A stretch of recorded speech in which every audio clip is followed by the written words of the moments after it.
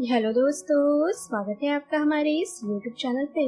दोस्तों, कहानी को शुरू करने से पहले एक जरूरी बात, अगर आपने चैनल को सब्सक्राइब भी नहीं किया है तो पहले आप जल्दी से चैनल को सब्सक्राइब कर दीजिए ताकि आपको हमारी आने वाली नई नई कहानियों की जो नोटिफिकेशन है वो आपको सबसे पहले मिलती रहे। तो चलिए दोस्तों, बढ़ते हैं हमारी आज की कहानी की तरफ। हमें उम्मीद है कि आपको हमारी ये कहानी जरूर पसंद आएगी। सुधा जल्दी से अपने घर का काम निपटाकर ऑफिस जाने की तैयारी कर रही थी। तभी अचानक उसके फोन की घंटी बजी। सुधा ने देखा हॉस्पिटल से फोन आया है।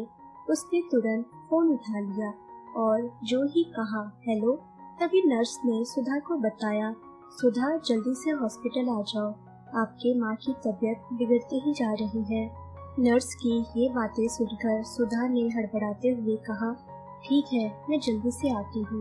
यही कहकर सुधा ने फोन काट दिया और वह ऑफिस जाने के बजाय तुरंत हॉस्पिटल चली गई।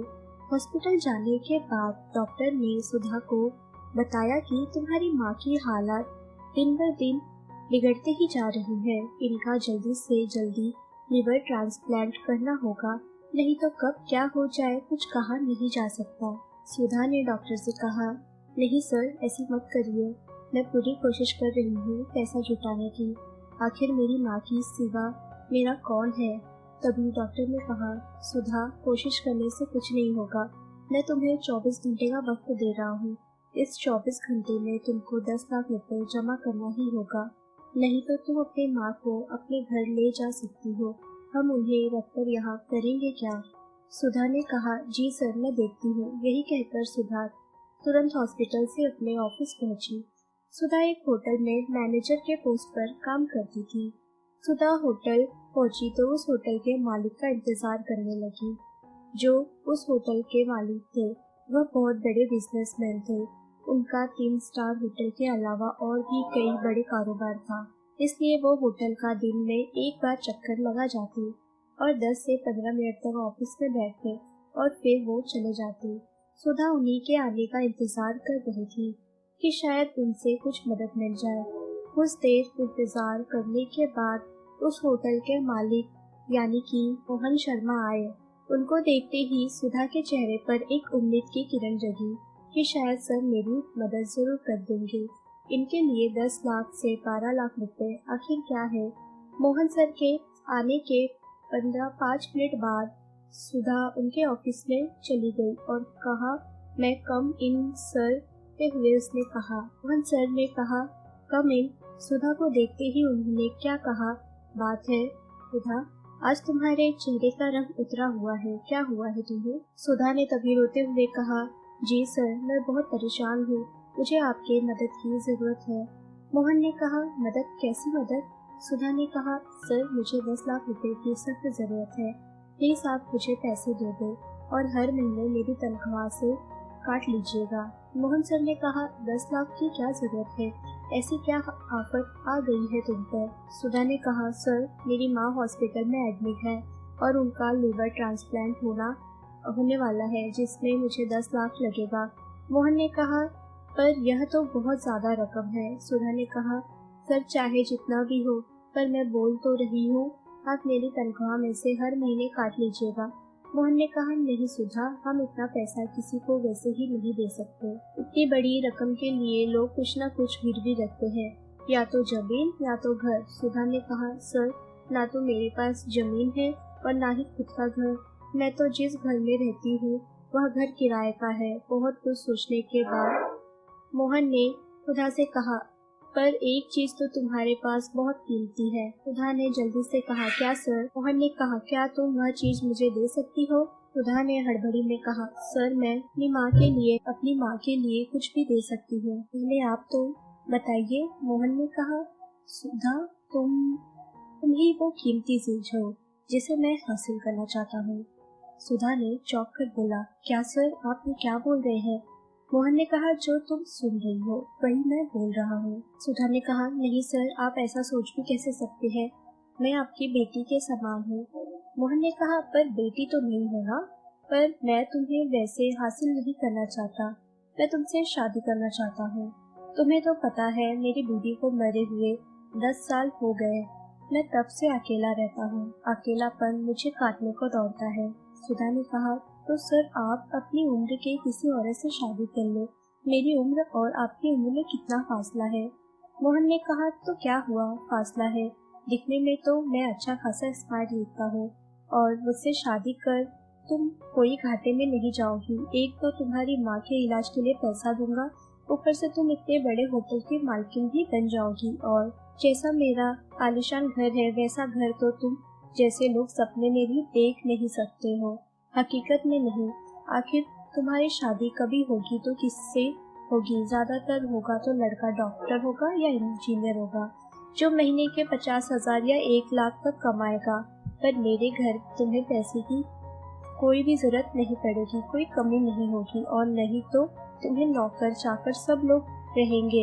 एक ऑर्डर पे तुम्हें नाश्ता चाय सब तैयार हो जाके मिलेगा। तुम वहाँ पर रानी बनकर रहोगी। इतना अच्छा मौका तुम्हें मैं दे रहा हूँ।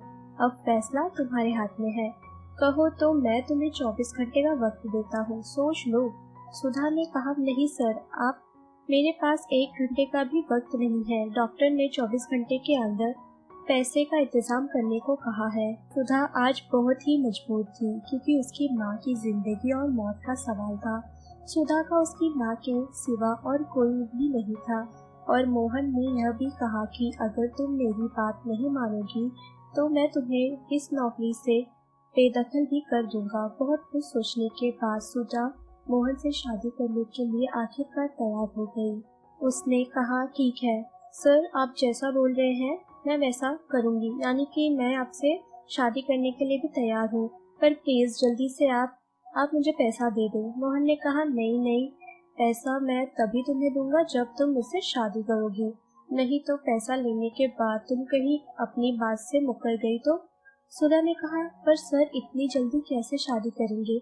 मोहन ने कहा, कोई बात नहीं, शादी हम मंदिर में कर लेंगे। बेचारी सुधा इतनी हड़बड़ाई हुई थी और एक तरफ रो भी रही थी।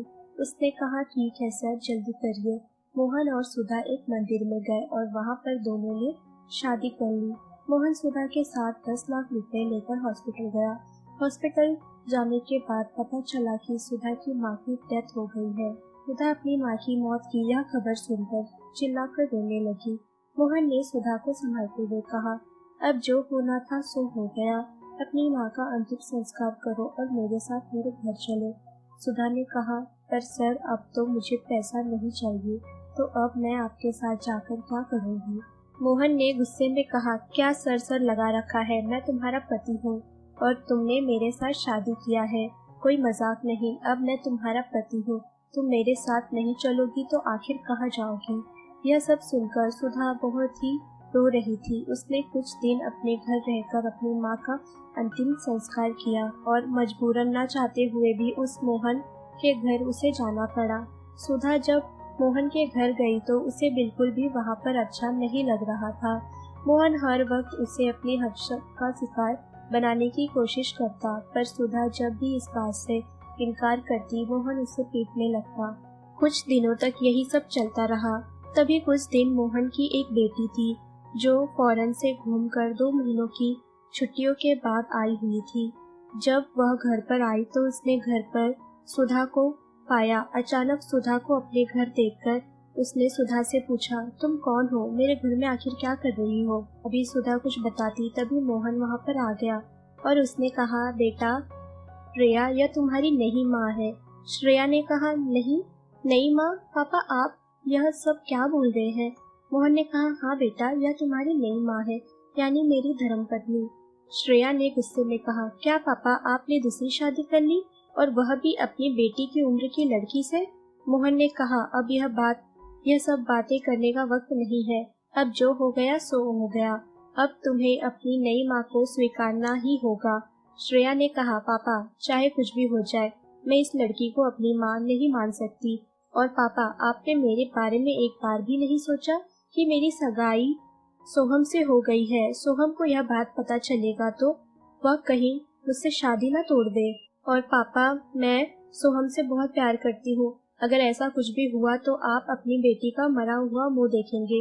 मोहन ने कहा, अरे बेटा यह सब कुछ नहीं होने वाला है, मैं सोहम को पैसों से तोल दूंगा। श्रेया ने कहा, पापा आप सोहम को पैसों से तोल लेंगे पर मेरे प्यार के काबिल तो नहीं न बना पाएंगे उसे। पर अभी तक तो सोहम मुझसे बहुत प्यार करता है, पर यह सब जानेगा तो पता नहीं वो क्या करेगा।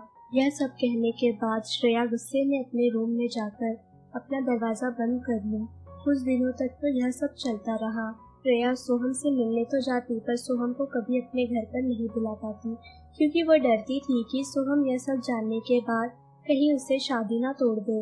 एक दिन की बात है, अचानक मोहन के पास उसके गांव से फोन आया कि आपके भाई का स्वर्गवास हो चुका है, आपको और श्रेया को गांव आना होगा। मोहन ने अपनी बेटी श्रेया से यह बात बताई। अपने ताऊजी की मौत की खबर सुनकर श्रेया बहुत रो रही थी। मोहन ने कहा, बेटा हमें और तुम्हें कुछ दिनों के लिए गांव जाना ही होगा। श्रेया ने कहा, ठीक है पापा, पर वो लड़की भी हमारे साथ जाएगी। मोहन ने कहा, अरे नहीं, वो कहाँ जाएगी, वो कहाँ जा रही है। नौकरानी को हम सब समझा कर जाएंगे कि उसे कैसे रखना है। यही कहकर मोहन और श्रेया शाम की फ्लाइट से अपने गाँव में निकल गए। कई दिनों तक शायद श्रेया से सोहम की बात ना हो पाने की वजह से सोहम श्रेया से मिलने श्रेया के घर आ गया। पर जब वह घर आया तो उसे घर पर ना तो श्रेया मिली और ना ही उसके पिता मोहन। उसने घर के नौकर से उन दोनों के बारे में पूछते हुए कहा, श्रेया का फोन मैं कई दिनों से ट्राई कर रहा हूँ, पर पता नहीं क्यों उसका फोन नहीं लग रहा।